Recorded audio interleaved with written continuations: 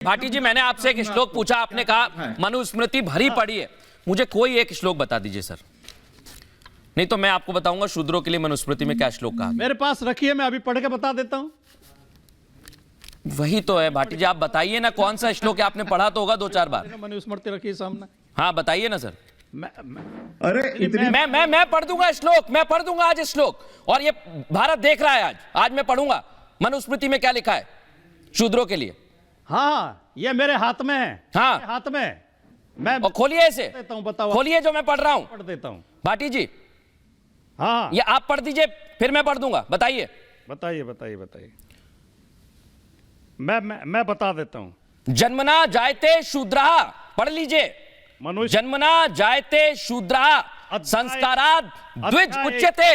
और अगर गलत हूं तो बताइए, एक हलंत की गलती निकाल दीजिए भाटी जी, और बताइए इसका मतलब क्या होता है। मैं बताता हूं दर्शकों को आज। मैं बता रहा हूं। जन्म से हर व्यक्ति शूद्र होता है। अगर आप पढ़ेंगे, लिखेंगे, अच्छे कर्म करेंगे तो आप ऊपर जाएंगे। पढ़ लीजिए, आपके हाथ में मनुस्मृति है, मैं बिना पढ़े बोल रहा हूं। ये देखिए सर, ये पहले मेरे हाथ में तो कागज है, आपका ही नाम लिखा है इसमें भी, देख लीजिए। पहले मैंने जो श्लोक पढ़ा है उसको आप डिकोड कर दीजिए। आप पढ़ रहे हैं, जन्मना जायते शूद्रे संस्कारेण द्विज उच्यते। ठीक है, क्या याति विप्रतौ तिर्भि सो। ठीक है, सत्यते। हाँ ये है। हाँ, लेकिन क्या है इसका मतलब बताइए ना भाटी जी, इधर उधर की बात क्यों कर रहे हैं। जन्मना जायते शूद्र, हाँ मैं कह रहा हूं नहीं, इसमें यह भी लिखा हुआ है कि शूद्र को उपनयन का अधिकार नहीं है। यही तो बात है, मैं आपसे श्लोक पूछ रहा हूं। मैंने बता दिया हर व्यक्ति शूद्र है जन्म से। मैं आप अपनी जेश अवस्थी और कर्म से बैठे हुए हैं आज सभी यहां पर, इसलिए मैं कह रहा हूं। और अजय वर्मा जी को ले आइए अब, और इसके बाद गुरु प्रकाश जी को मैं जवाब के लिए मौका दूंगा। मृदुल जी, हाँ पहले आप और उसके बाद गुरु प्रकाश जी।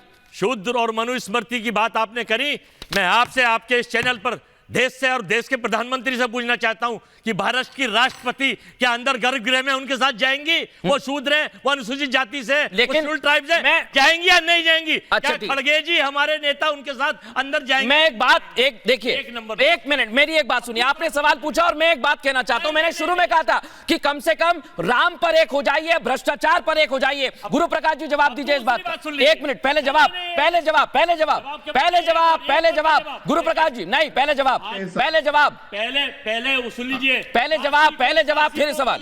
करा। अब उत्तराखंड। मृदुल जी, मैं ध्यानपूर्वक सुन रहा था।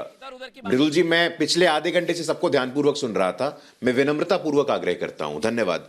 देखिए मृदुल जी, हमें एक बात समझने की आवश्यकता है। आज 21वीं सदी में हम विश्व की 5वीं सबसे बड़ी अर्थव्यवस्था हैं। हम अणु की बात कर रहे हैं, एटम्स की बात कर रहे हैं, और ये मनु की बात कर रहे हैं। चंद्रमा के दक्षिणी गोलार्ध पे पहुंचने वाला पहला देश बना है भारत। भारत पहला देश बना है सर जो चंद्रमा के दक्षिणी गोलार्ध पे पहुंचा है।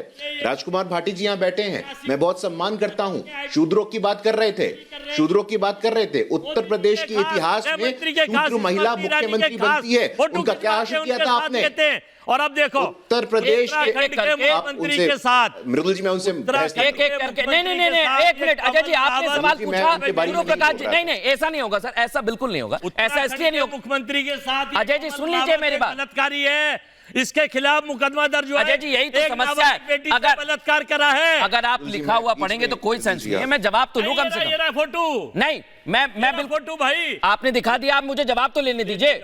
गुरु प्रकाश जी बोलिए, आप शुरुआत से बोलिए, जवाब इस पे दीजिए।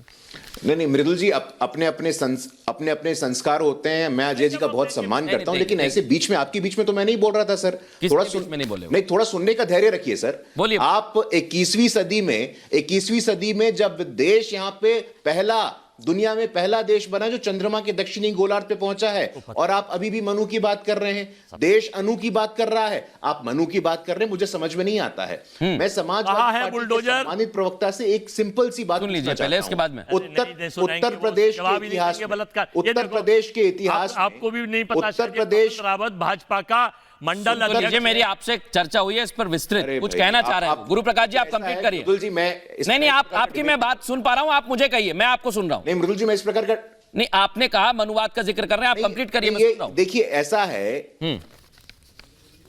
नहीं मैं कह रहा हूं, देखिए उत्तर प्रदेश के इतिहास में पहली बार एक शूद्र महिला मुख्यमंत्री बनती है। क्या हाल किया था पार्टी जी की पार्टी ने उनका, बहन मायावती जी का क्या हाल किया था, आपके पार्टी के समाजवादी पार्टी के वरिष्ठ नेता आजम खान बाबा साहेब अंबेडकर की तरफ कहते हैं कि ये देश के सबसे बड़े भूमाफिया हैं। जब देश के शूद्रों को आरक्षण मिलता था प्रमोशन में तो समाजवादी पार्टी बिल्कुल गुरु प्रकाश जी, और बहुत सारे सवाल हैं, लेकिन मैं आज सभी मेहमानों से एक बात कहना चाहता हूं कि शुरुआत में मैंने कहा था कि सभी को बराबर का हक मिलता है, मिलना चाहिए, सभी बराबर हैं, लेकिन भ्रष्टाचारियों पर जब कार्रवाई होती है तो बराबर की नजरों से देखना चाहिए। बहुत बहुत धन्यवाद आप सभी का, नमस्कार।